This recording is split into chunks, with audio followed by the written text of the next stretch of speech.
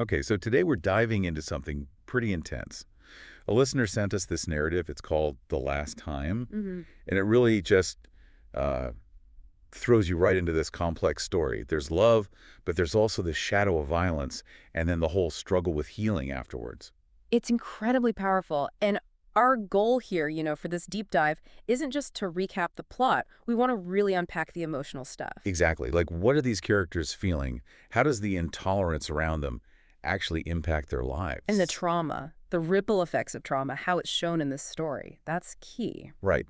So the source is this narrative, focusing on relationships, these pivotal moments, Turning points, yeah. turning points, Mm. set mostly at UNILAG and Lagos, but Yeah. then they move, right, Right. to Yeah. Canada later on. Correct. That relocation is a big part of the later story. Okay, so let's start where the narrative starts. We Yeah. meet Femi and Fumalayo on campus, University of Lagos. And there's an instant spark. You feel that connection straight away. But, oh, there's a complication almost immediately. Femi's already involved with someone else, Dio. And this isn't just casual. Dio is described as his first love, but it's secret, completely secret. Why the secrecy? Well, the narrative makes it pretty clear. It's the fear of societal disapproval, homophobia, basically. They felt the world around them wouldn't understand or accept their relationship. So Femi's living this double life, essentially. Openly friendly, maybe even flirty with Fumalayo. But privately, deeply connected to Dio, those hidden moments, the narrative calls their bond fragile against a world that might not understand. It really highlights the pressure. That pressure sounds immense, constantly hiding a core part of yourself. It is. And it takes a toll. The story shows that. Even their close friends don't know the real deal between Femi and Dio. They just see buddies. Yeah, it mentions Femi yearning to just be himself with Dio, without that fear. That desire for authenticity, it's strong. But the fear is stronger, at least initially. It's this constant weight. And this leads to, well, a decision. They try to create some distance. The narrative calls it a painful break. Yeah, an attempt to maybe lessen the intensity or the risk. But it kind of backfires, doesn't it? It seems to, because Femi actually ends up spending more time with Fumalayo, gets closer to her. Which inevitably Dio notices. And that leads to the confrontation. Right.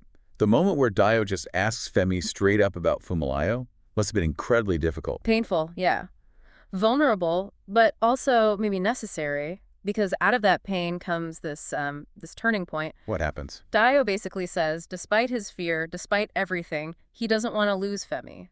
He chooses them. He chooses their truth. Wow, that takes courage. Immense courage. And they make this pact, this fragile agreement to face things together. And how does that go down? With their friends, I mean. Initially, surprisingly well. Their close circle is supportive. That must have felt like a huge relief. Like, okay, maybe this is possible. For a moment, yes. A brief moment of comfort, of hope. But that acceptance isn't universal. No. And this is where the story takes that really dark turn. The introduction of the dark blue boys. Yeah, this group embodies that societal intolerance they were afraid of. And their reaction isn't just disapproval, it's menacing. They hear about Femi and Dio being together, and they don't like it. Not at all. And it escalates from talk to, well, to violence. It's a chilling reminder of how quickly prejudice can turn dangerous. Tell us about that night. The narrative describes them walking back to their hall. Yes. And Femi decides, just for a bit, to detour to the library. A seemingly small choice. But with huge consequences. Devastating consequences. While Femi's gone, Dio is attacked near the student union building. The description is harrowing. Finding him, a crumpled heap. It's brutal, and Femi's reaction, that primal scream, the narrative conveys that raw agony, that fury. It's visceral. In the hospital, and the news is just awful. Dio's in a coma. A coma, just devastating. And then Fumalayo finds out the truth. About Femi and Dio, about the secrecy. How does she react? She's devastated too, and confronts Femi. There's this sense of betrayal, of everything falling apart. The consequences just keep spreading outwards. Absolutely. And Femi, in the middle of this grief and chaos, he starts hearing things, Right. conversations. He overhears people talking, identifying the attackers, the dark blue boys. And something changes in him then. It really does. The grief doesn't disappear, but it sort of morphs into this cold, focused rage. He wants revenge. Yes. The narrative shows this clear shift. He starts planning deliberately. What does he do? He gets things. A backpack, gloves, a mask, a knife. It's methodical.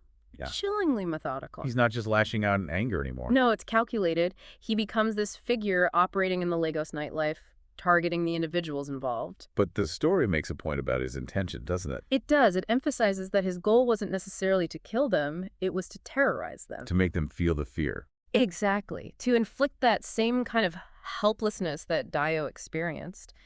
It's a dark path, obviously, but the narrative presents it as perhaps an understandable psychological reaction to extreme trauma and injustice. While Femi's doing this, what's happening with the official investigation? The police are involved, the investigation moves forward, and eventually the Dark Blue Boys are caught, apprehended. So there's this parallel track of justice or potential justice happening. Yeah, which raises interesting questions, about personal vengeance versus systemic justice. Can one replace the other?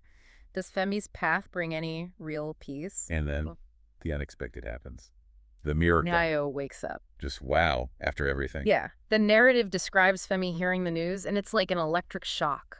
That coldness he'd been carrying just vanishes. Overwhelming joy, I imagine. Absolutely. But also surely immense guilt, right? About what he'd become, what he'd done while Dio was unconscious. That mix must be incredibly potent. Joy and guilt tangled together. Definitely. Dio waking up is this incredible moment of hope, a second chance maybe, but it doesn't just erase everything. No, the trauma is still there. Fair. For both of them. And Femi's actions. They happen. Exactly. So they have to figure out what now? And this leads to the decision, with their family's support, to leave. To relocate to Canada. Yes. It's presented as a chance for a fresh start. To heal physically and emotionally away from the place where the attack happened, away from those memories. Does it feel necessary? Like they couldn't have stayed? The narrative strongly suggests that, yeah, staying felt impossible. Too much pain, too many triggers. They needed distance. And how is life for them in Canada, according to the story? It's a process, a gradual healing. Physically, Dio recovers over time. Emotionally, well, that's slower, harder. The scars remain. Deeply. Yeah. The narrative is clear about that. The memory of the violence, the feeling of safety being shattered that doesn't just go away because they changed locations. It's part of their story now, part of who they are. And that's where the title comes in, The Last Time. It refers back to that feeling, that last time they felt truly safe, truly carefree in their old life, before everything changed. So this new beginning in Canada, it's a kind of peace, maybe, but it's marked, forever changed by the past. Precisely. It's a poignant ending. Hopeful in a way, but realistic about the enduring impact of such profound trauma. So looking back at the whole narrative then, Yeah. we see this arc from finding love, facing prejudice, The horror of violence, the temptation of revenge. and then that long, difficult road towards some kind of healing. It covers so much ground. It really does. And our goal, like we said, was to trace those threads, understand the complexities shown in this specific story. Hopefully giving you, the listener, a framework to think about these really big, often tough issues through the lens of Femi and Dio's experience. Yeah, it definitely leaves you thinking, doesn't it? About how trauma lingers, how it reshapes relationships, even when people try to move forward. And maybe also about that line between justice and revenge. When you've been so wronged, where does that line lie? Is personal retribution ever truly satisfying? Or just? Heavy questions, important questions prompted by this story. Indeed. Well, a huge thank you to the listener who shared the last time with us. It's given us, and hopefully you, a lot to think about. Absolutely. Thanks for joining us on this deep dive.